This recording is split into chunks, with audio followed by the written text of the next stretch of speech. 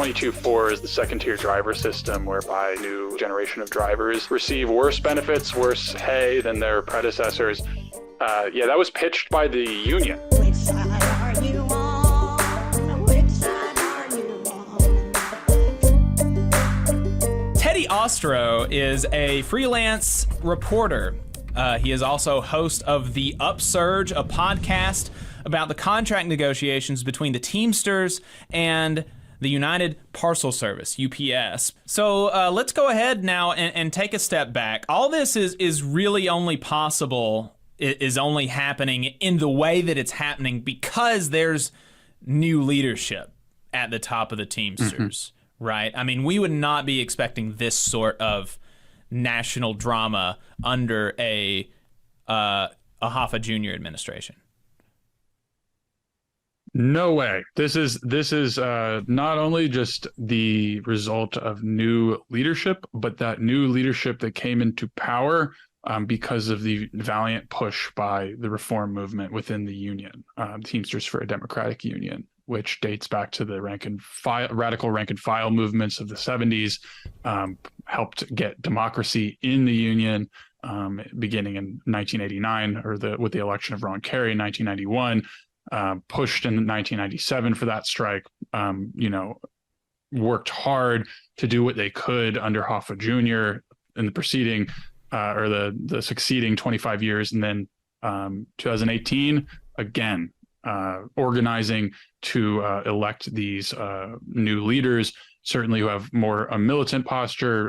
And yeah, we are here today with a union that is wanting to fight for a better UPS contract. And then the twin goal of that is to leverage that to organize Amazon, which threatens the broader working class by lowering standards.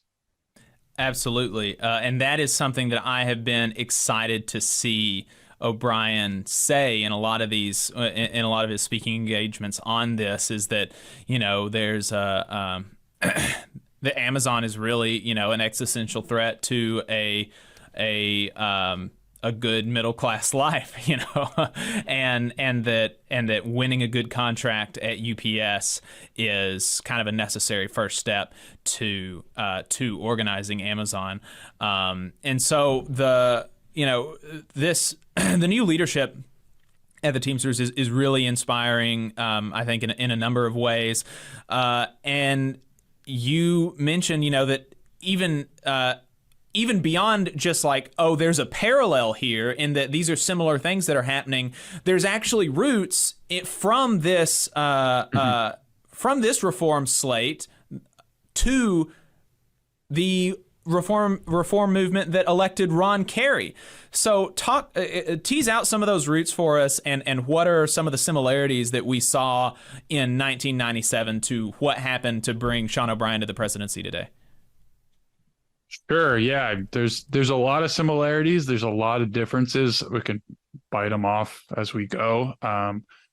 But so I mentioned Teamsters for a Democratic Union, which played a critical role in bringing the current administration of the Teamsters to power. That came after basically Hoffa Jr., son of Jimmy Hoffa, the infamous but also legendary Jimmy Hoffa, forced the 2018 contract down the throats of the workers, despite them voting it down using an arcane clause in the Teamsters Constitution. They took that frustration, which was frustration with the union as well, for proposing the second-tier drivers. It was the union that actually proposed the second-tier drivers. That was explain that, how that happened, because that's insane. Yeah, it's pretty wild, and it's kind of I think when Teamsters who talk about it, they're almost embarrassed for that. It was this 22.4 is the second-tier driver system, whereby a new generation of drivers receive worse benefits, worse pay than their predecessors. Yeah, that was pitched by the union, because UPS, they've been using a word for a very long time, dating back to 97. Of course, we want flexibility. Union said, here, have it. And this was also meant to try to, pitch to something to tamp down on overtime. But anyway, yeah, that was incredibly frustrating because the rank and file workers, organized through TDU in part, voted it down. This is a hard thing to do at the national level. Like, we've seen supplementals over the years get voted down consistently, but voting it down was a tough thing to do, and people really put an immense amount of organizing into it.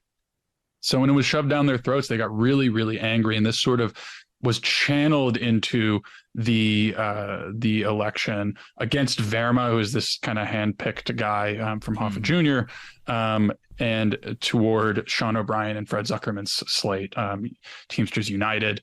And if we look back in time, TDU sort of clutched onto these similar frustrations and channeled them into productive organizing for a long time. They emerged in the 1970s. They were first Teamsters for a Decent Contract, kind of merged and folded into different groups to become Teamsters for a Democratic Union.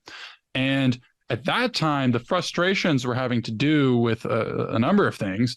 But of course, there was just the corruption in the union that really was losing them power at that point, right. Coupled with the deregulation of trucking, which absolutely destroyed the industry. You went from like a national master freight contract of like 450,000 freight truckers to, there's something like 50,000 today, really. And a lot of that happened in just like the first few years.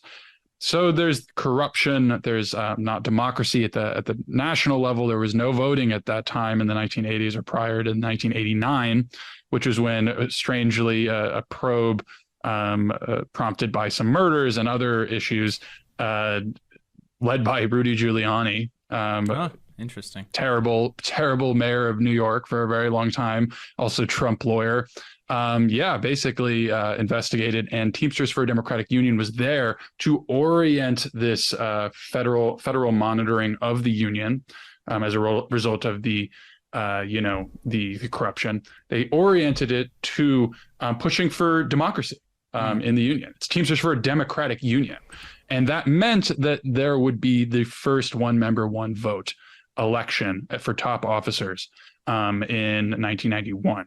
So, and kind of riding off of this federal probe, riding off of the frustration of so much corruption, like selling away the pension fund, they were able to push successfully with other parts of the union to elect Ron Carey, who some people sort of like, you draw a line from Sean O'Brien to Ron Carey. They have different roots, certainly. O'Brien from Boston and Ron Carey from New York, militant leader in New York, who was the president of Local 804, which is where, amongst whose members I was with today. And they pushed for Ron Carey, who said it's enough that, even though there were direct elections by then, it's enough with the concessions, it's enough with the corruption. We're going to turn this union around. And he won with 48% of the vote. Really shocked everybody at that time. And a lot of people didn't believe that there was going to be democracy in the union. But there was. And Ron Carey, in the succeeding years, with some quiet and not so quiet help from TDU, started building towards what would be the 97 strike. No, go ahead. No, I was like, maybe I can stop there. But yeah, so TDU really funneled the 2018, from 2018 to the 2021 election of the new Teamsters leaders. TDU funneled the frustrations and the federal probe towards democracy in the union in 1991 and the election of Ron Carey. And that is one of the similarities, which is just this base organizing, reform movement, which is also, right, we're seeing it across different unions right now. UAW had its first one vote election of top officers, which is a direct result of the organizing of Unite All Workers for Democracy, UAWD, started in 2019. Lots of similarities we're seeing here. But the other similarity, stop me if you like, but the other similarity, I think, or one of the other similarities, is just the problems that we're seeing in the union and also just at UPS. So 1997, that strike, which Ron Carey started organizing for a year prior to contract expiration, with TDU's help, of course, and with key TDU folks in the administration. The tagline was "Part-time America won't work," and I just heard Jose, who was talking about how hard it was to get an inside job, couldn't get a driver job. And for years, and this is a widespread problem at UPS today. Well, in the 1960s, this is when it started happening. Basically, UPS started laying off full-time workers, full-time inside workers, and replacing them with part-timers. Right. Ron Carey at Local 804 led several strikes from like 1968 through the 70s. Basically to halt this process that was being done, the replacement of full-time workers with part-timers. They understood that this was an existential threat to what the Teamsters offered as a union, which was at the time just a brilliant life. They had, I think I read recently, they had Teamsters members in like the 70s had wages that were 20% higher than even steel workers and unionized auto workers. Wow. This was threatened, and UPS continued this process. Local 804 and some other locals were able to kind of stop it or stem it, not completely stamp out what was going on. But by 1982, this is a key year, which was a major year of concession. Teamsters Union nationally cut part-time wages down to $8 an hour, which would remain there until 97, where it was raised to $8.50, and then it would remain there until about 2010. So we're talking about a 50-cent starting raise over 30 years. Yeah. And this is why wages. Yeah. Yeah. Well, and even you said, it was cut to $8 an hour. And even that, though, is comparatively high to what we have, to what Teamster part-timers at UPS have today. We just had a caller on the when we went right in as we went into overtime, who is a 30-year part-timer, who said that he is just now into, if I'm remembering right, just now getting into $20 an hour. And he said he remembered working for $8 an hour back in the 80s. And if you put that into an inflation calculator, that's $25 an hour today. Yep. And the contractual pay rate is $15.50. Yep. It just got raised by COLA to $16.30, I believe, in some places, but it's just still it's like nothing. And that's and it's funny. I want to know what I haven't done the calculation adjusting for inflation. I believe it was cut by like a 20% or so. Wow. So that's to down to $8 an hour before they had roughly the same wages as full-time workers. I think many of them lacked fringe benefits, though. They didn't get like holidays, pensions, that sort of thing, which changed over time. But I'm like, okay, so the concession year means that it would be over $25 an hour adjusting for inflation today. Imagine so what did that look like? Yeah, and I've talked to workers who started after 97 and they had like $8.50, and this is in the 90s. And $8.50 an hour, it's not great, but pretty solid for like some of the young people who are just picking up some part-time work. Like this is now, that's not solid. That's just not living. But anyway, that's why so that just on the wage point, that's why wages are such a big issue today, which is a difference. Not a difference, but rather the difference is that wages are the loudest demand coming from the part-timers at UPS right now, when prior 97 was really about this shift of from full-time to part-time work. Right. In the mid-90s, the Teamsters did some research leading up to the 97 strike. It was a report called Half a Job is Not Enough. And they found that from the early to mid-90s, that UPS had hired about like 46,000 workers. 83% or so of them were part-time. By the late 80s, the UPS was already like 60% part-timers. This was bad for full-timers. This was bad for part-timers. And this was something that was channeled into a contract campaign. Ron Carey, as far as I know, I've tried to talk to some people who knew him about whether or not like the part-time struggles were really dear to his heart. Because from what I can tell, he was pushing for it for a long time within his own local.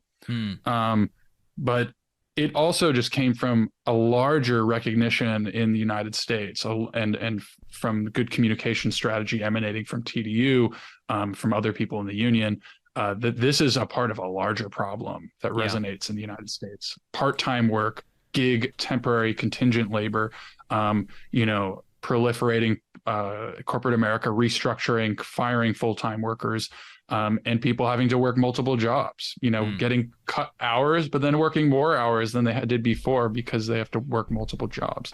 And meanwhile, this was a quote unquote economic recovery period in the 1990s. Sounds very familiar to today, right? This is another similarity. We have we're dealing with gig workers, we're dealing with part-time work. I just saw a report that was something like over 4 million people are working part-time jobs, who would like to get full-time jobs but can't because of it's out of their control. Yeah, it's a major problem in the 90s. Economic recovery that wasn't reaching working class people, and of course UPS was a leader in this corporate restructuring, part of the broader anti-union, outsourcing, shipping factories down to the Sun Belt process. Full-time to part-time is a big part of that. So in 1997, while the UPS was trying to say they're just greedy, they're mad that we want to take the pension away from the Teamsters and control it ourselves, because that was an issue, that UPS wanted to take the pension away, or rather they wanted to take control of the pension. It wasn't the main issue. When they polled workers about what they cared about, it was this issue. It was the issue of part-time work, and they for a year, similar to today, started a contract campaign a year prior, leading up to contract expiration. Organized people, sent out pamphlets, contract countdown pamphlets explaining what's going to happen. They had organizers at the local level, at the building level, at the international level, including international organizers who they sent off to locals. It's a much more divided union. One difference is a much more divided union in 1997, coming off of the election of Ron Carey and still elements of corruption. But yeah, they had a year-long campaign basically to prep to make a strike threat credible. UPS didn't even expect it. The media didn't expect it. People did not expect this was going to happen, and they did it. 185,000 Teamsters walked out for 15 days, and it was a resounding victory. They won 10,000 jobs that were combined, were made by 10,000 full-time jobs that were made by combining two part-time or 20,000 part-time jobs. And this happened again. They were able to build off of this, even though there was a return to Hoffa Jr. In 2002, they won 10,000 more jobs. Wow. So it was a huge, and there was also for some workers, the largest wage increases at UPS that I think they had ever seen. Not the case for part-timers. I think they only had like a 50-cent raise. But nonetheless, this was a huge victory. And yeah, I'll stop there for a sec if you have any questions. I could keep going, man. No, and that's and I think this is really showcasing why your podcast is going to be such an educational piece of work for people that want to know not only what's the nitty-gritty of latest and greatest, what's happening today, what were the latest on the negotiations, all this, but learning all of this history that is that is relevant as we want to learn as workers how to fight today, because we're not the first people to do this, right? We're not the first people ever in unions. There's been people doing it for almost like 150 years, right? And so there are things that we can learn from people who won and people who lost, and the 97 strike is really a great example of people who won. And you mentioned that the tiers were an issue. In one of your more recent episodes, you talked about the PVDs, the personal vehicle drivers, and how that's almost a third tier of worker at UPS. There are many tiers. I just want to say there are many tiers at UPS, and the part-time, full-time is probably like the original sin of tiers, due to UPS's power, but also due to concessions in the union. That is a tier. There are also tiers for Article 40, which is all the air workers who This was a concession that was made when UPS was trying to catch up with FedEx in the air market. So yeah, PVD's another tier. And I just wanted to say one thing about just, we need to like look back and learn. Something interesting that Rand Wilson told me. Rand Wilson was the communications coordinator of the UPS contract campaign in 1997. He said that, our organizing strategies were hardly new. They were hardly new. He was an organizer, I think, with the atomic worker, energy workers. OCAW. Prior, he went, yes, and he said, the difference was that we have 185,000 workers, and that's the difference of a strike at UPS. Now again, 340,000 workers, and what that means for the labor movement, what that means for the sector. Yeah, and it really does seem like they grasp the relevance of not only the importance of this fight for their members, but also for the broader working class in this country. And just so people know what PVDs are, that stands for Personal Vehicle Delivery. And so it's kind of self-explanatory. These are people that are working for UPS and using their personal vehicles, eating all of this cost that UPS would typically have to with their trucks, with their cars, putting all sorts of miles on it. Having to pay for the oil changes. You mentioned a few people had their car robbed with packages in it, and there's a lot of this. Just another way to offload costs onto the workers and bring more money into the pockets of the shareholders. And in 97 as today, it's important to note that there's money to go around. UPS has never made more profits than they did last year, $13 billion. So this is. There's definitely money to make sure that to put an end to tears. Let's see if I can thread the needle and like not get completely lost. But basically, what we've seen with part-time workers from the 80s when they really proliferated all time today. Like this is how UPS built its empire, is by having greater flexibility, which really means just like greater ability to exploit workers, use them when they want, schedule them when you want. And that is why UPS is what it is today. That's why through the 80s they really expanded. That's why they were able to enter the air market, send next day airs. That's why in the 90s they expanded even further. That's why in the 21st century they expanded, and especially exploded in the past few years with the e-commerce boom of the COVID-19 pandemic. It's not just the exploitation of part-timers, but that's a huge element. It's also, of course, making drivers, work 6 days a week, up to 14 hours a day. We can't forget that. Right. And just to bring that into it, I mean, this constant demand for flexibility means the creation of tiers. It means the exploitation of workers, and also pitting people up against each other. The full-time, part-time divide, the second tier, first tier divide, the PVD and package car driver divide. But in each of these cases where there are these divisions, the harm to one is a harm to both. The fact that 60% of the workforce is making 16, or not 60, not all 60% are making $16 an hour. About 100,000 of them, according to the union, make below $20 an hour. We have tons of people living in poverty practically. That isn't good for the feeder drivers who make the most money at UPS. That isn't good for the package car drivers, because it harms the bargaining unit, and it means that eventually UPS can get what they want, including these workers like PVDs. Yeah. Jose which are the personal vehicle drivers. I'm sorry to interrupt, but I just wanted to mention this. Jose sent me last night a flyer for municipal assistance from the city of Anaheim, California, and looking at these, if you look at the income limits, somebody that's hired today at UPS living in Anaheim qualifies for financial assistance. People are living here in New York. People are sleeping in the subways.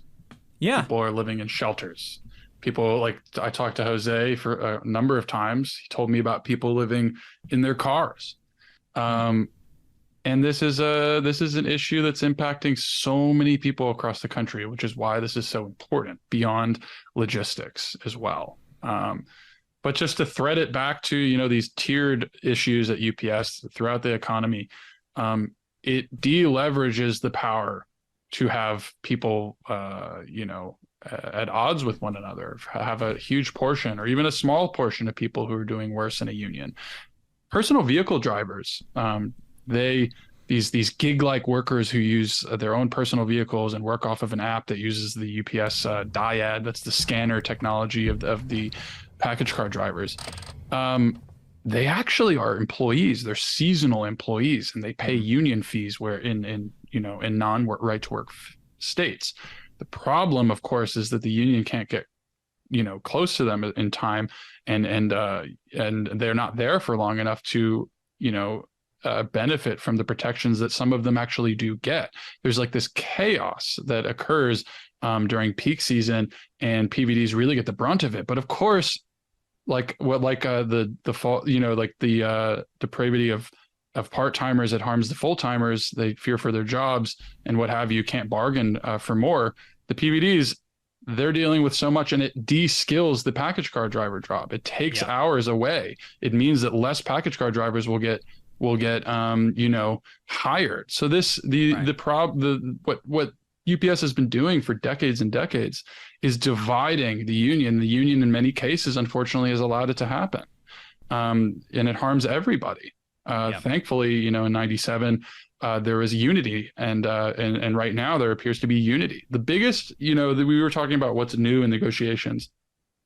It came down right to part-time wages, but at least when I'm looking at this, one of the biggest questions and from an organizing and messaging standpoint is how the union can make sure that the workers stay united. And it appears that they are, but making sure that the company doesn't win, the company doesn't benefit from this flexibility, which is really a division of the union for them to exploit, between the ranks. So workers need to look at each other and say, see each other in each other. A lot of full-time drivers, you can't become a driver oftentimes in hubs without going through the warehouse for 3 to 8 years, right? So it's all about solidarity right now. And from what I'm seeing, that is there, thankfully. We got drivers fighting out in the streets, doing these practice pickets. Oftentimes part-timers aren't even there because of the timing. It's good when they schedule these practice pickets so that they can include the part-timers. That's great. Some locals are doing that. But even though some of them are not there, we have drivers out in the streets saying, look, we're fighting for our part-time brothers because we're the same. Yeah. There's somebody in the chat, say a package car driver, saying that I'd be happy to strike for my part-timer sisters and brothers, coworkers, and speaking of flexibility, Joe from Cortland here in Alabama, who is a retired steelworker and really led his local in a lot of ways against some of management's demands for flexibility in his workplace, said that greater flexibility is just another way to say bend over. And I think that's I don't know of a better way to put it. Right. So Teddy, I think that this has been great, and we'll give you a chance to say some parting stuff. But I think that my final question is going to be, what impact is it going to have on, and this kind of goes to your conversation with Barry Eidlin on your show and on Twitter, where he's always kind of a bit pessimistic on some of this stuff, and so what is it going to mean when the Teamsters win? Yeah. I'm going to defend my man Barry. I think Barry maybe gets rep for being pessimistic, but he plays the wonderful role of someone who keeps us grounded in the labor movement to understand and really keep a good record. Recently he actually clarified something that we've been saying on the show for a while. That a lot of people have been saying that, mainstream media people who get, paid the big bucks to do this were saying too, not just you. Yeah.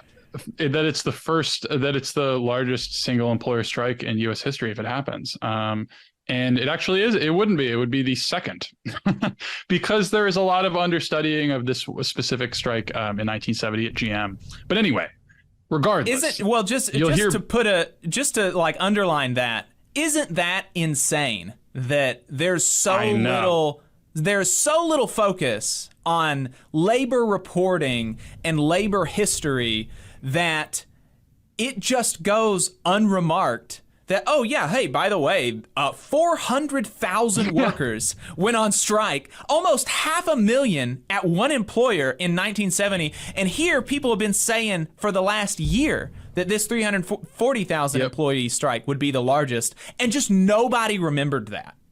People lived through that, and nobody was like, oh, hey, that's wrong. Yeah.